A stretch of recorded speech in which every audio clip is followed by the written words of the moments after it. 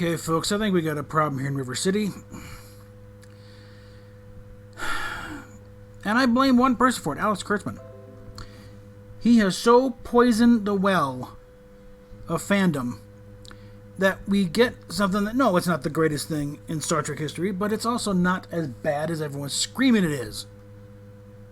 It is not a disrespectful gob in the face. They are trying to do a comedic show in the Star Trek setting, and what I'm seeing, they're doing most of the things right. So let's get off our holier-than-thou perches here and say, here's the main thing, it's like... No, Roddenberry should not feel ashamed of himself. He's trying to keep... They're probably listening to him more than they ever did over on Discovery or Picard. If he has anything to say at all. But yeah, I think this is the one show where they'll actually ask him things and he'll be listened to. Because again, when they're hitting these, they're hitting the member berries, they're actually hitting them properly.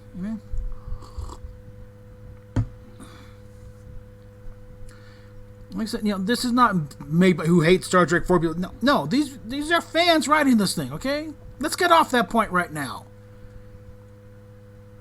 Because even Tom and Rob Mecca, when they saw these guys in Vegas.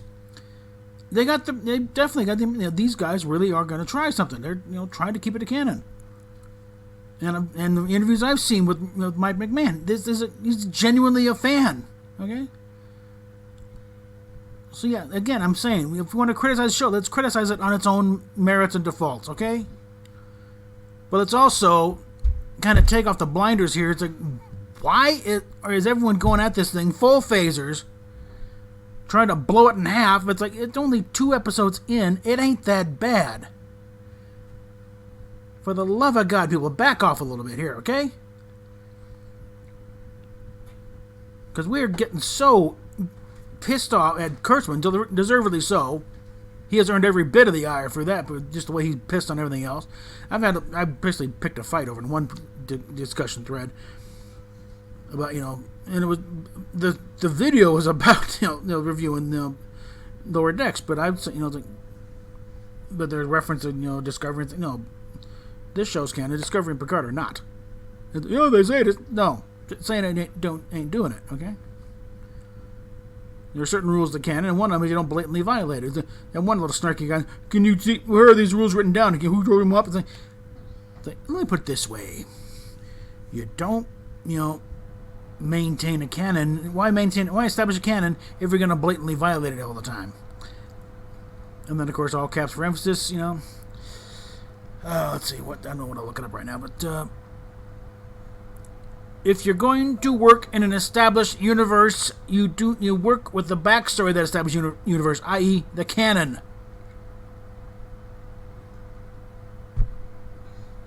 I would think most thinking human beings, this should be bloody obvious, but some people are apparently not thinking anymore. They're just taking whatever to dribble them. It's canon, I tell you so. Yeah, no, in the fact that we have seen the Enterprise before Discovery, when the Cage, that was a few years before, and then after Discovery, with where No Man's Gone before. It's essentially the same ship, but in between, we're supposed to believe that it blew up to almost twice the size, changed configuration entirely, and then somehow got deflated. That's your canon, Discovery fans. Explain that one to me. So yeah, while Kurtzman definitely deserves to smoke a turd in hell for what he's done to Star Trek, and really should never get another gig anywhere in television, except maybe selling them at Best Buy.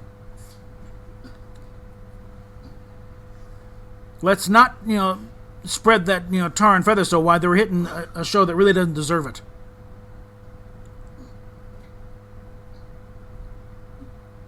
Now, if you don't like the cartoon series because you don't like the gags, fine. Let's reserve your criticism for that. But let's leave the association with Kurtzman out of it, okay? He's only there as a necessity for getting the thing out. Because frankly, if this thing starts taking off, and the fact that you got hardcore fans like me defending this thing, and not following, that's a horrible thing, they're disrespecting it. This is not frontline starships going out exploring the final frontier and meeting these first. This are the guys that follow along behind. And okay, now you were contacted by this Enterprise on such and such a date. Okay, yeah, sign here, sign. Yeah, here's your pizza. Like, these are not the best and the brightest. They don't have to be the best and the brightest, okay?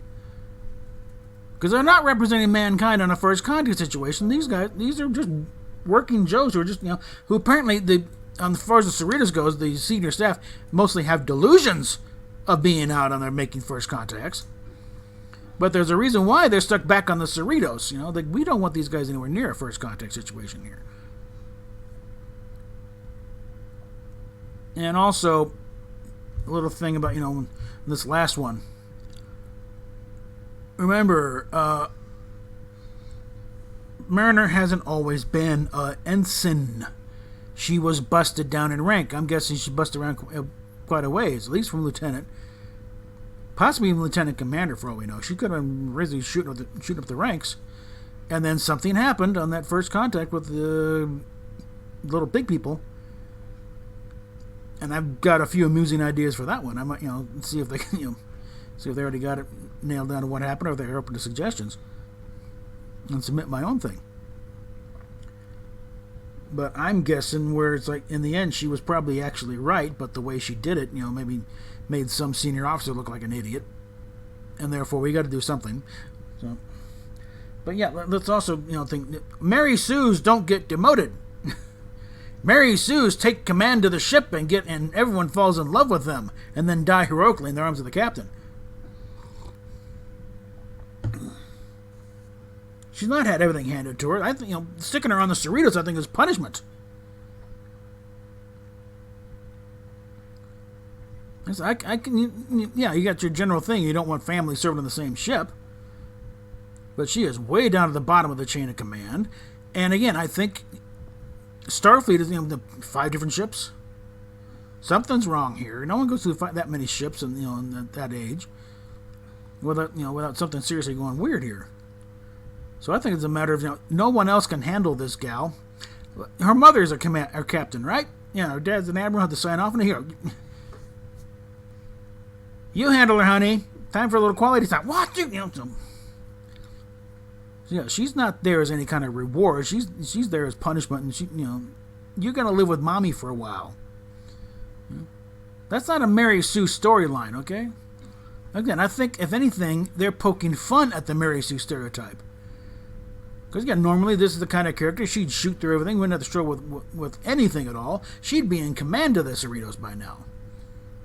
Not making sarcastic Vulcan hand signs to her mother as she stuck her tongue out of the door. So let's loosen up a bit. Let's acknowledge a few points that, no, these guys, this is written by fans. They do kind of have an idea what they're doing, and a lot of this stuff that you're saying is mocking. They're poking a little fun at some very worn tropes. And again, if we can't, laugh at ourselves a little bit, then what the hell are we doing? Let's leave Lower Decks alone for a little bit and just, judge the show as its own thing, because it really is. Now, I'll put the same thumbnail on this thing I did the last one, with a little differentiating. We are dealing, I think, with we could consider a canon show. It's hitting all the right check marks. It's and it's not some dark, depressing universe. Everything is still pretty well standard next gen Federation. Okay. Everything's happy and bright, and everyone's fed, and we're just kind of at the hind end of it, really. But even still, the Cerritos is not a ship. It would be a bad thing to serve on. Okay, the ship itself has become a bit of a character. We haven't been able to say that in a bunch of years. Let's keep the fire directed where it belongs, on Kurtzman. Get him and his idiotic ideas out of the franchise entirely. Again, get that declared properly as an alternate timeline. And again, following the analogy with the picture, get the squid off the end of his cell so this ship can fly. Okay? Because again, I think that's probably a perfect analogy right there of what you're in. We have canon Star Trek, and then we got Kurtzman trying to leech off of it. So, PayPal, Patreon, subscribe down below, and we will talk at you later.